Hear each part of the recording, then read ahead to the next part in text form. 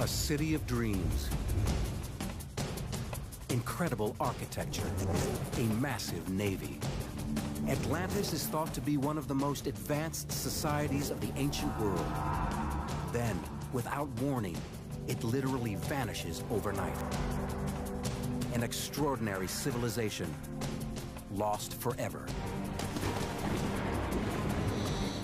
But its memory is not soon forgotten. Legendary status has made Atlantis the holy grail of modern archaeology. Escúchame, no importa que tiene la estructura es humana. The city may not necessarily be under the bottom of the sea, but rather on the bottom of this plasma. Atlantis should be somewhere around here, but where? And if it is here, how come we can't see it? This team of obsessed scientists believe they finally hit the jackpot.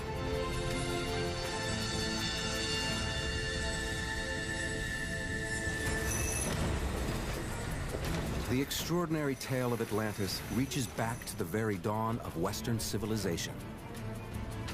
This city of Atlantis is seen by many as the mother of Egypt and Mesopotamia and Israel and Europe and all the other civilizations that began in this area.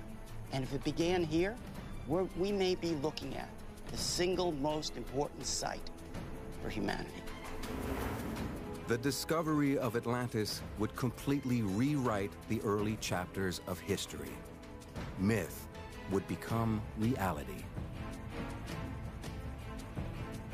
So finding this mysterious sunken city has become the stuff of obsession. Generation after generation has set out in search of her, but every quest has ended in failure. Now, with the help of modern technology, one team may finally beat the odds. They're employing everything from satellite photography to ground-penetrating radar to underwater archaeology in a passionate bid to find the sunken city. But does Atlantis even exist?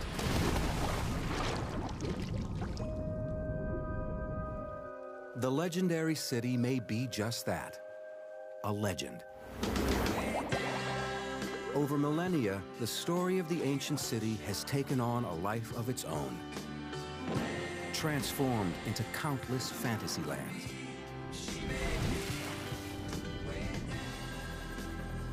To separate fact from fiction, any search for Atlantis must begin with the original source material, and Angela Hobbs knows just where to look. All we know about Atlantis comes from a few pages of the book that I'm holding in my hands, written by the Greek philosopher Plato. He is the gold standard. There is no other ancient source for the myth of Atlantis. This is it. The records speak of a vast power that sprang forth from beyond, from the Atlantic Ocean. For at that time, this ocean was passable, since it had an island in it in front of the strait that you people say you call the Pillars of Heracles. Plato's descriptions of Atlantis are incredibly intricate. His writings provide any Atlantis seeker a detailed roadmap.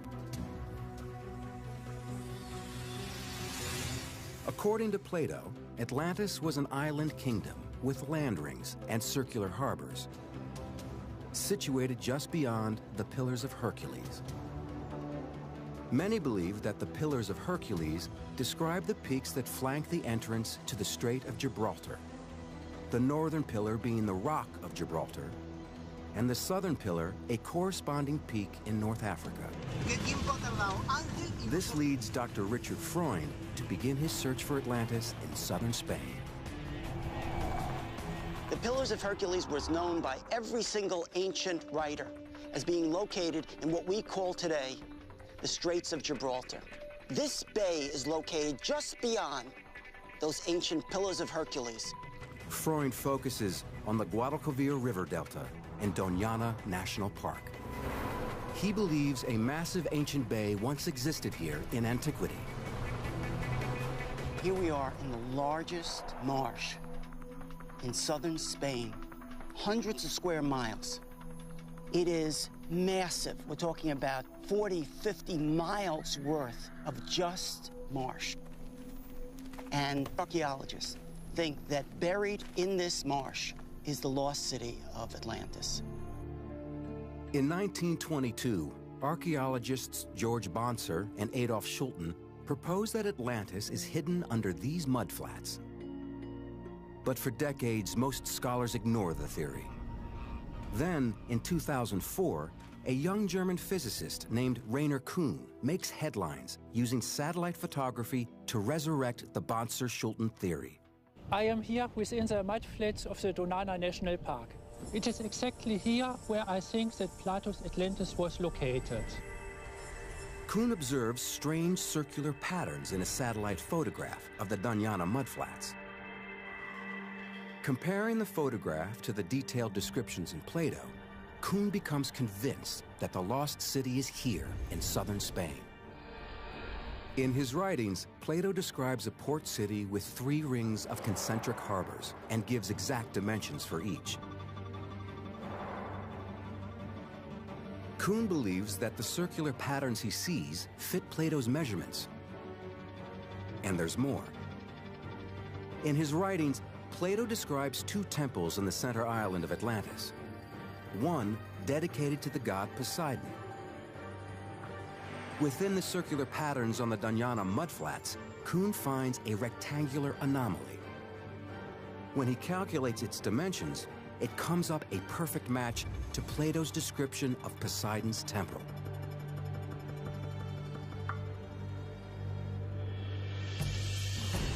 Today, Kuhn's theory has led to a full-scale expedition.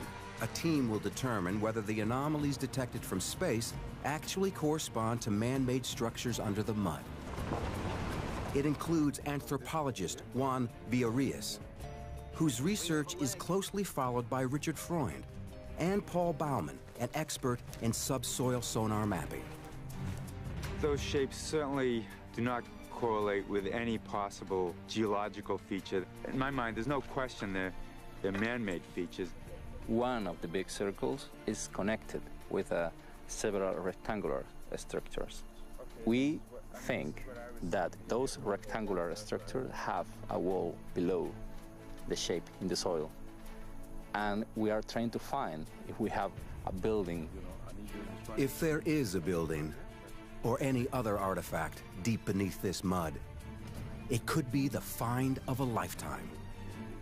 If they can excavate and come up with just a few really good artifacts that can be dated to 4,000 years ago, then we have evidence for one of the great myths in civilization, the myth of the beginnings of Atlantis.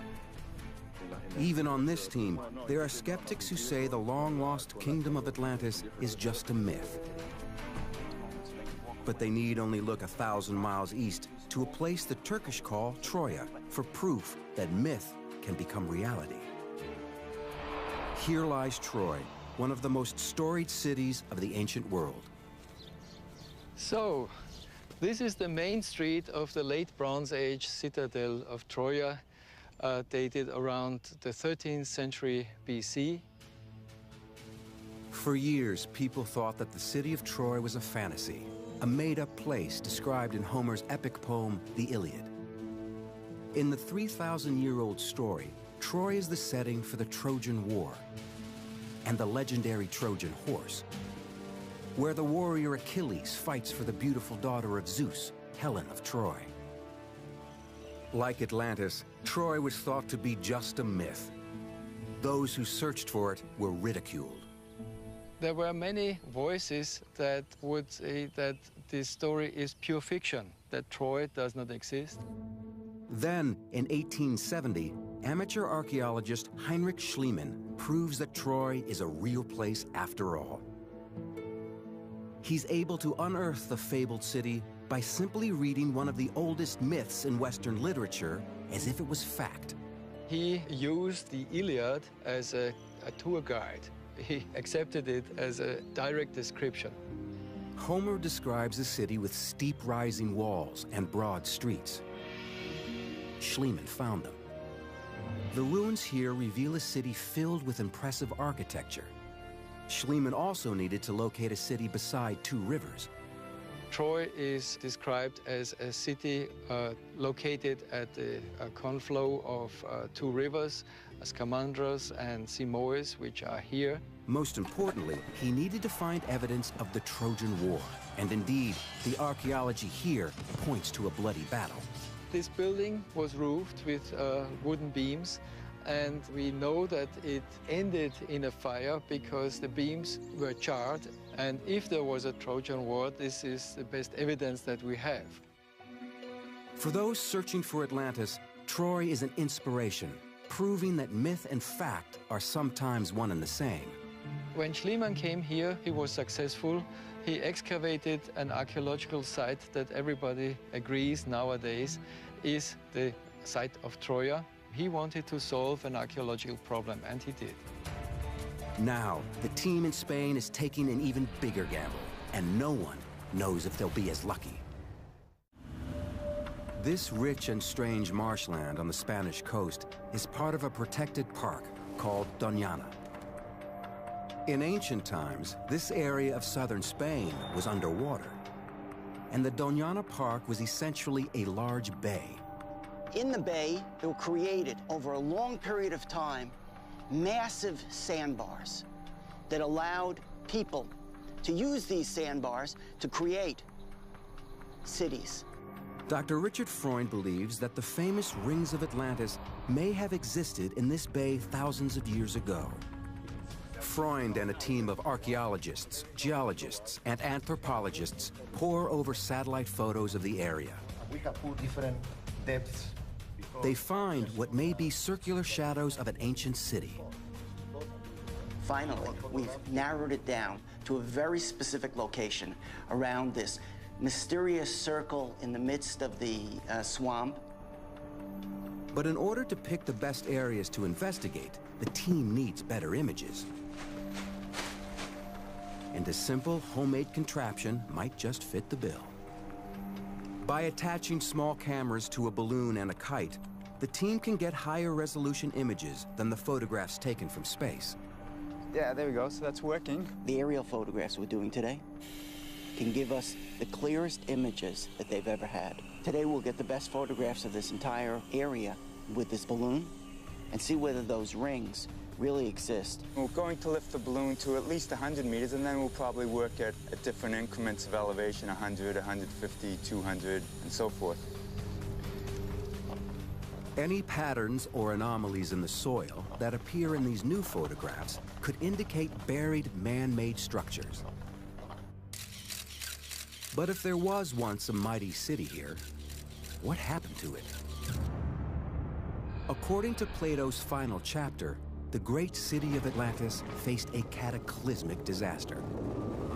Violent earthquakes are followed by great flooding, and after just one day and one night, the entire island of Atlantis sinks below the sea.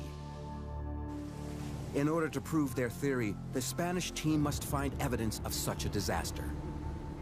Dr. Juan Antonio Morales finds geological evidence of a long history of massive tsunamis hitting this coastline.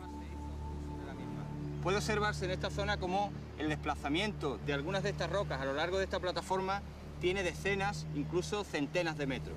Por lo tanto, esto sugiere el desplazamiento no a causa de un solo tsunami, sino a causa de tsunamis sucesivos. If the rings of Atlantis existed in this ancient bay and were ravaged by successive tsunamis, the city would have been torn apart or perhaps pulled into the sea. As a result, evidence of the lost civilization might not just be under the Doñana mudflats. It could be underwater, off the modern coast. So that's exactly where the team takes their search. Marine archaeologist Claudia Lofano and Morales are equipped with the latest in sonar technology. The torpedo-shaped towfish generates sound waves that bounce off the sea floor. When the signals return, they're received by a computer on deck that converts the sound waves into images. Any formation that appears on the sonar imaging system is mapped and its coordinates recorded. We have seen an anomaly, which is a vertical wall. This is very different to a geological formation. magnífico. It is a vertical structure. Right now we found an anomaly that is not geological at all. It's very big, it's very high. Two walls, 1, 2, completely vertical. It's very nice. And the shape is not natural. It's attractive. Claudio and Juan Antonio locate what looks to be a large structure 39 feet below the surface. They'll have to return and dive the site. But some think the Spanish team is looking in the wrong waters entirely. The search for Atlantis has plagued many great minds over thousands of years. Scholars have scoured the globe searching for its ruins. For some of these explorers, Plato's description of the city's sophisticated architecture and society clearly points to just one location: the islands of Greece. And underneath the clay soil on this hilltop in Crete lies evidence of an ancient civilization way ahead of its time. Archaeologists call it Minoa. Minoans were real master builders. I'm walking on a 4,000-year-old street, which was probably the main access to this Minoan settlement. Beautifully paved with very large slabs, specially cut for this building. All over the island you find elaborate architecture with major ceremonial halls, with frescoes, with shrines, and they really had a very sophisticated life. Plato says Atlantis boasts gorgeous temples and shrines, with a highly ornamented palace situated on the central island. The Minoan architecture on Crete seems to reflect the same blueprint. We're in the palace at Knossos, the major site of Minoan civilization, with this massive palatial structure at its core. Could this be the great central palace that Plato describes? This is a megastructure covering about 10,000 square meters. Now, this kind of architecture required incredible planning to get the stones from the quarry, to transport them here, to have the skilled masons work them. To create this kind of straight line and the different kinds of shapes would have been very, very difficult.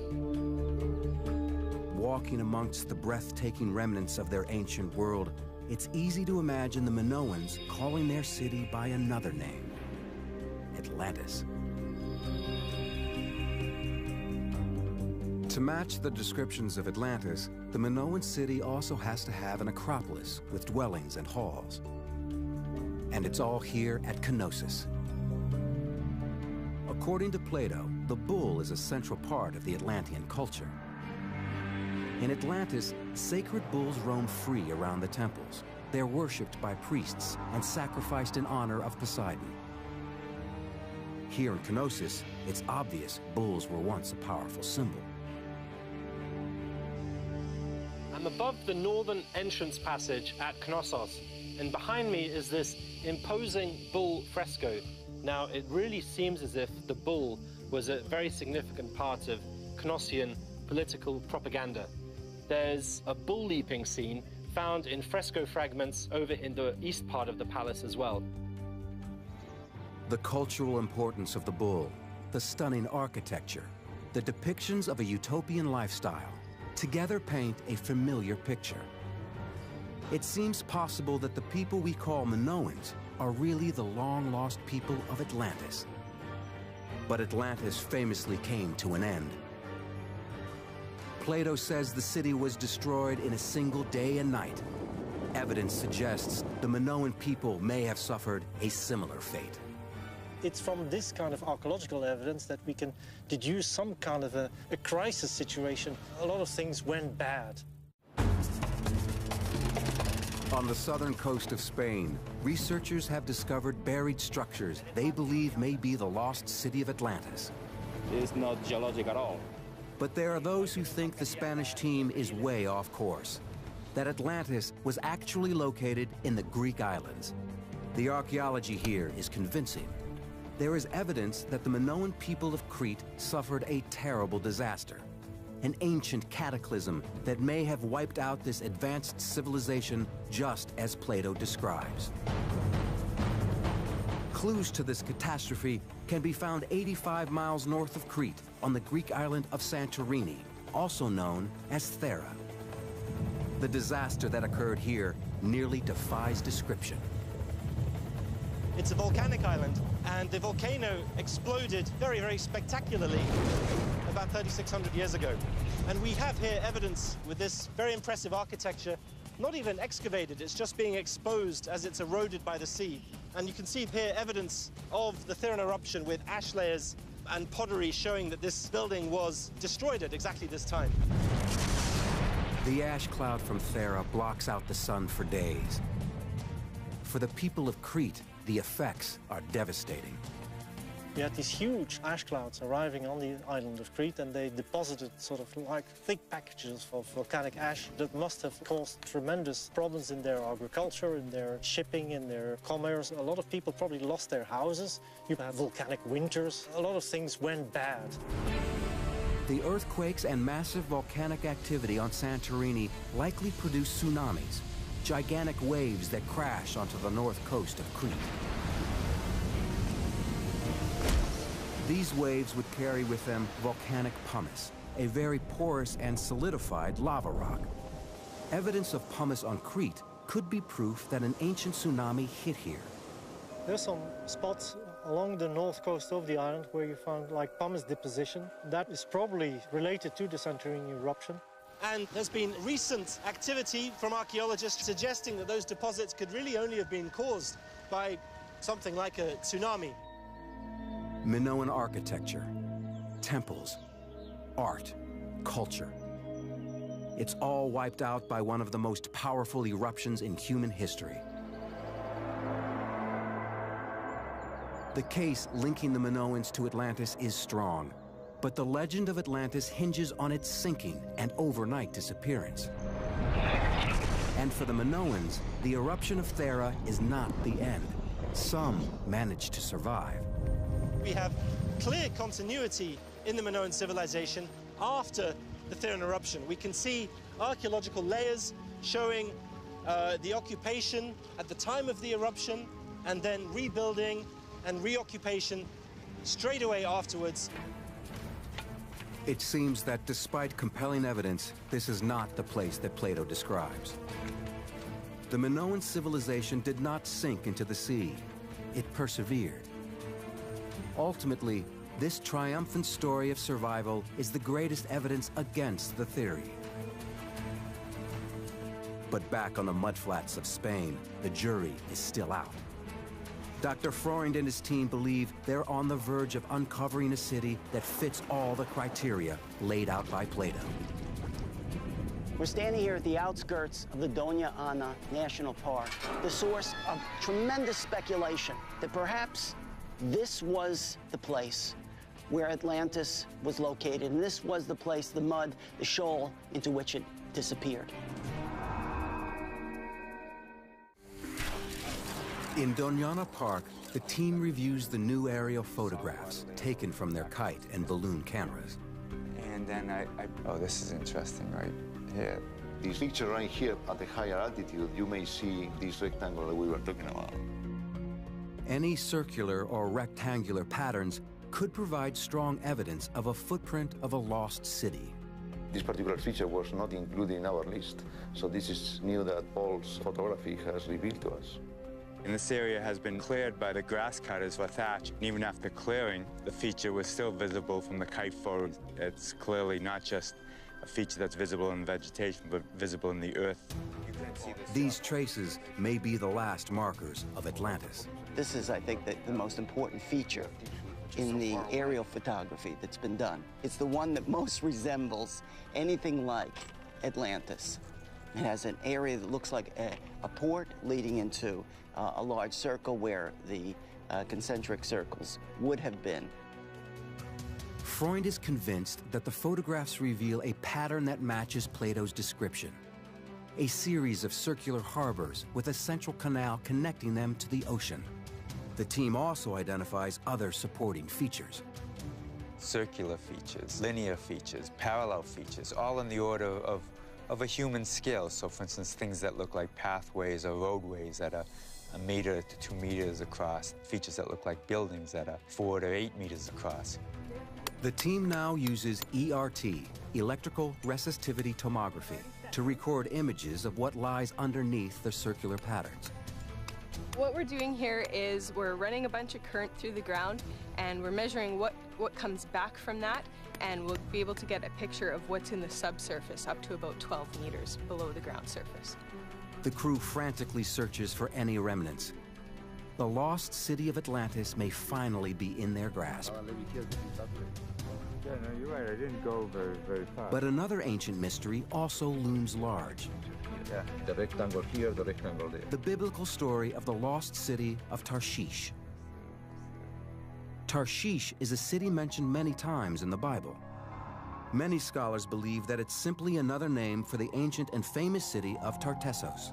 Most scholars agree that Tartessos was located in southern Spain and that Tarshish was located in southern Spain. Tartessos was Tarshish.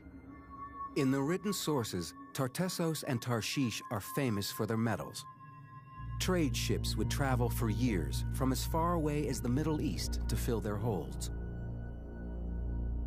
But Tartessos and Tarshish abruptly disappear from the historical and biblical records. It's as if the cities suddenly ceased to exist.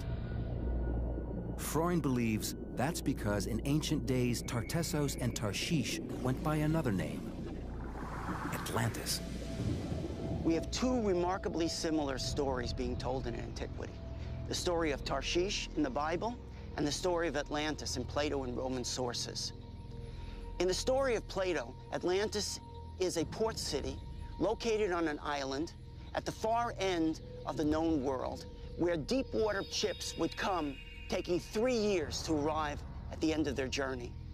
In the Bible, Tarshish was that city that may have been built on an island, a deep water port, at the end of the known world for the Bible, and it was a place that took 3 years, according to the Book of Chronicles, for them to arrive at the end of their journey. Tartessos is Tarshish is Atlantis.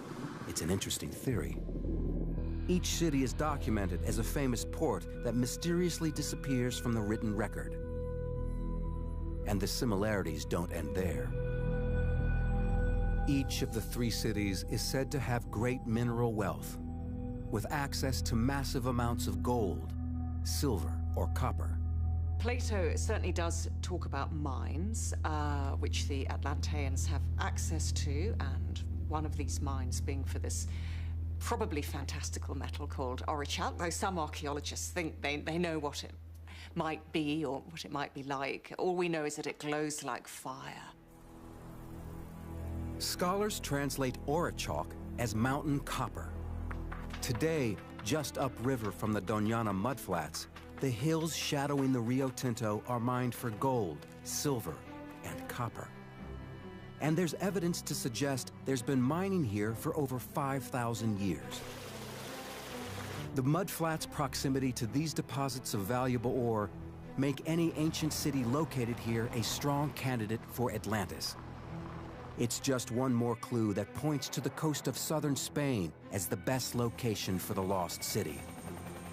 But the only way to know for sure is to get a closer look. The anomalies we have seen, and the structures are completely square. This is curious because these four are forming a line 2 meters high. For me, it's the most interesting zone in this area. My best option is to go there to dive.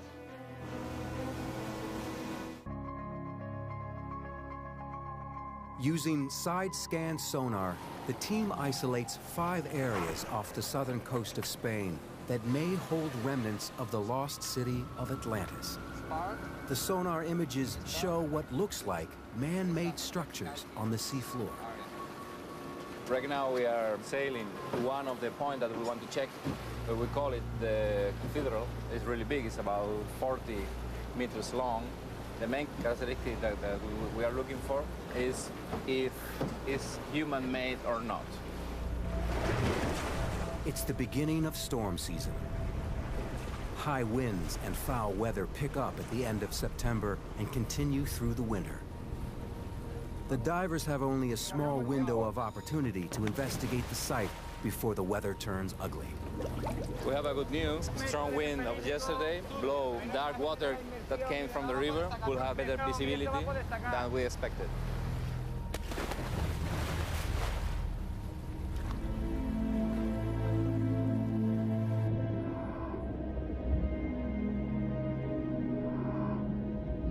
Nearly 39 feet below the surface, the divers discover some unusual formations.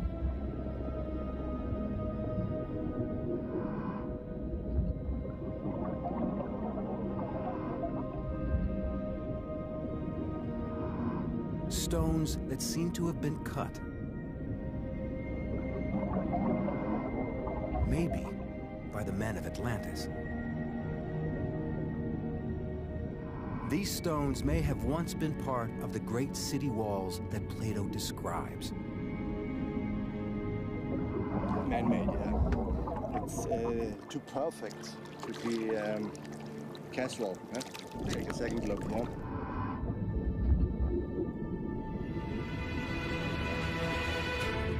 Escúchame, entonces yo no quiero utilizar la radio para decir estas cosas. Ha encontrado Vladi unas vigas, una piedra redonda circular hecha por el hombre y todo el corte que tiene la estructura es humano. As each diver surfaces, more details of the unique discovery are revealed. Había un ladrillo que no era cuadrado, terminaba, parecía que estaba trabajado también. Era una piedra, pero terminaba en pico, en cuña. Some places is like a wall, no? And there are like steps from the stair, very mysterious, no? Vaya día tenemos, ¿no? Increíble, increíble. The dive is a success, but the team's geologist, Juan Antonio, doesn't want to jump to any hasty conclusions. First, he needs to review the hours of underwater footage. Any discoveries from the diving expedition could be linked to potential finds in Doñana, so the team continues their search on land. Archaeologists conduct a careful survey of the surface, hunting for any cultural remains. When we're looking for Atlantis, we're not just looking for the buildings of Atlantis. What we're looking for is the culture of Atlantis. We may not find all of the contours of the city. You could find a wall, you can find two walls, you can find rectangles. It still doesn't connect it directly with the ancient Near East and all of the great civilization from the Aegean through the Mediterranean. But every once in a while in archaeology, you come upon a smoking gun, something that connects all the dots for you. While searching within the large circular patterns in the soil, Freund and his colleagues suddenly discover two incredible artifacts. He's a magnet, but look at that, look at that. Oh my gosh, people wait a whole career to find one of these little figurines, and to find two, and just magnificent. It's an ancient statuette, probably at least 2,000 years old. She is one of the most spectacular kinds of goddesses. Is she Astarte or Ishtar? If they are Astarte or Ishtar, it would make them Bronze Age icons, dating as far back as 4,000 years. The beautiful figures may represent a direct connection between this area and the great civilizations of the ancient world. From the ancient Near East, through the Aegean, to the Mediterranean. And those two small figurines can connect it. Because if we find the culture that fits into that context, then we found Atlantis. Meanwhile, now back on land, Claudio, Juan Antonio, and the team of divers carefully review their footage, analyzing what seems to be the ruins of a man-made structure. Yo veo aquí una superficie que parece el techo de un bloque. Imagínate que eso fuera una pared, un bloque hecho por el hombre. Parece un muro. Pero yo veo dentro de la piedra y veo líneas. Yo no veo un muro, yo veo un estrato diaclasado. Este diaclasado corresponde a esfuerzos regionales y seguro, vamos, yo apostaría que es geológico. Yo no puedo afirmarlo con rotundidad, pero me cuesta creerlo, ¿no? Me cuesta verlo. Parece que pueda ser una formación natural que haya sido modificada. Parece que el hombre ha hecho algo ahí. Que alguien aprovechara esta piedra que se la encuentra rota para construir un muro, puede ser. Each stone raises new questions. Although they appear to have been formed geologically, it's possible they were later used as building materials. Es completamente nuevo. Cuando analizamos yacimientos del entorno de Doñana, vemos que muchas de estas rocas y de rocas de otro tipo cuadrangulares han sido reutilizadas en la construcción. If the stones were transported and used as building blocks, the most likely location for a construction site is under the Doñana mudflats. For 3 days now, the team has been conducting advanced imaging across the geometric patterns first seen in the aerial photographs.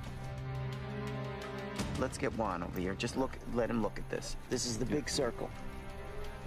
Any structures below the soil will show up as distinct breaks in the so-called density and conductivity graph. If there are evenly spaced breaks that match the circular patterns on the surface, it will be strong evidence that there are buried structures under the mud that could be the city of Atlantis.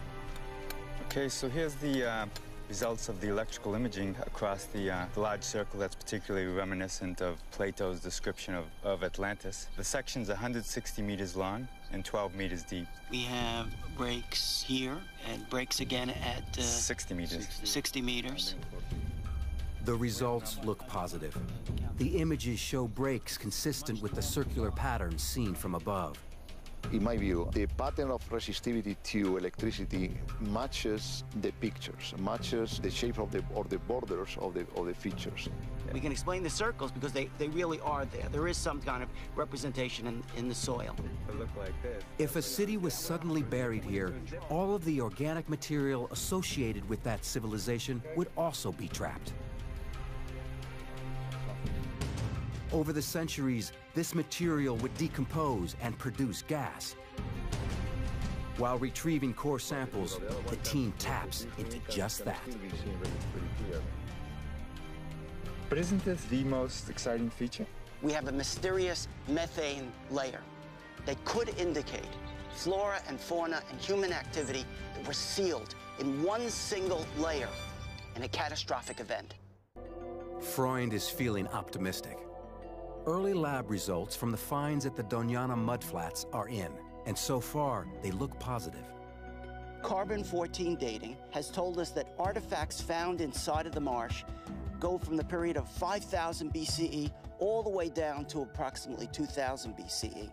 We have a coring that tells us there was a deep water port that continued into the center of this marsh. Electrical resistivity tomography identifies that there were actual signatures of walls that were located below the surface. And we have a mysterious methane layer that was sealed about 6 to 9 meters below the surface. It goes down deep. What is it? It must be about 5 meters? No. Methane is created by the decomposition of organic matter. If the entire Atlantis civilization was suddenly buried, it could create a huge deposit of trapped methane, like the one found by the research team.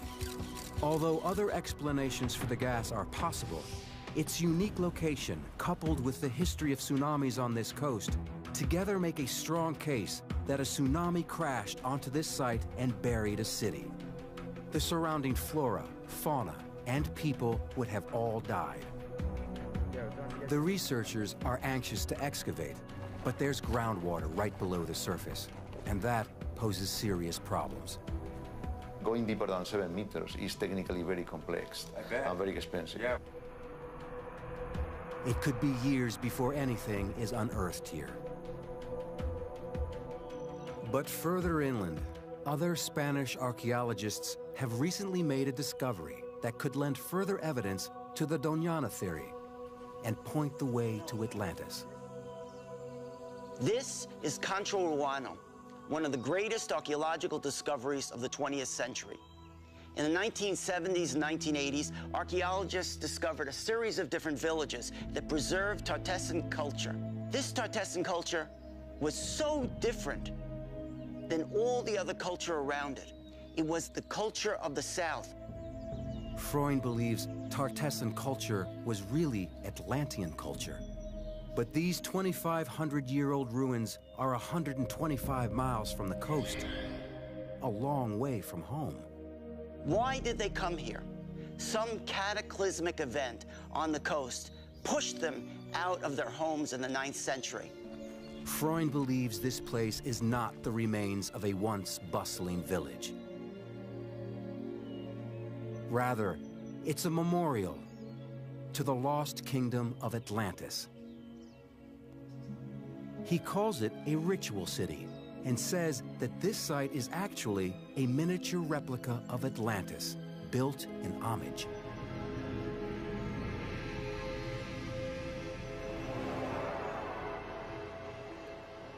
Concho Roano is just one of several ritual cities found in this area.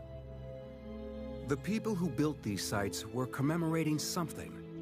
But was it the legendary seaside kingdom of Atlantis, hundreds of miles away? Detectives say you follow the money. Archaeologists say you follow the stone. Slate is the key. This room is paved with slate. This slate room may have been the residence of the high priest for the entire memorial city. And slate is not indigenous to this area, but 250 kilometers to the south on the coast, it's very famous. The people would have brought slate all the way up to this Concho Roano site. Freund believes the slate in the temple connects this inland site with the coastal city of Atlantis. On its own, it's not enough to establish a solid link. But there's something else. It was an altar. A secret symbol that helps make his case. Another clue is the Holy of Holies. Located at the center of the entire city, just like Poseidon's temple that's mentioned in the writings of Plato, this was the place where the most sacred rituals would take place. Sacrificing of animals. Ritual objects were found here. Gold and silver, bronze.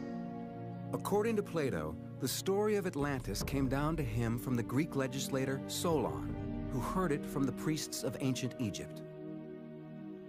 It seems the Egyptians had direct contact with the Atlanteans. And in the most holy space of Concho Roano, there's a 3,500-year-old Egyptian symbol. In this place, in the center, was found a symbol that goes back to the pharaoh Ahmose in the 16th century BCE. It's a symbol of holy metallurgy. This symbol links the site to the metalworkers so revered by the ancient pharaohs. In the historical record, there are 3 cities famous throughout the world for their mastery of metals: Tarshish, Tartessos, and Atlantis. This symbol could connect this place to all of them, and may be the ultimate proof that the 3 cities were one and the same. Original altar. But there's one more piece of evidence connecting Concho Roano to Atlantis. The most remarkable artifact of all. An ancient carving that seems to preserve the very emblem of Atlantis. It's a stone indicator of what they were memorializing, who they were. And what is it? It's a symbol of concentric circles, one inside the other. And they're found right at the threshold. At the entrance of Concho Roano and in many other ritual cities are large stone stelae. As you would come up to the city, you would see this standing stone in front of a warrior with his sword drawn. And here we have the concentric circles of the city that he's guarding. This signpost points to a city with one entrance in, and coming out. And in the center, the same thing that Plato is describing in Atlantis, central shrine of Poseidon. It's their memory of the past. And the symbols that we find on this is the way they remember Atlantis.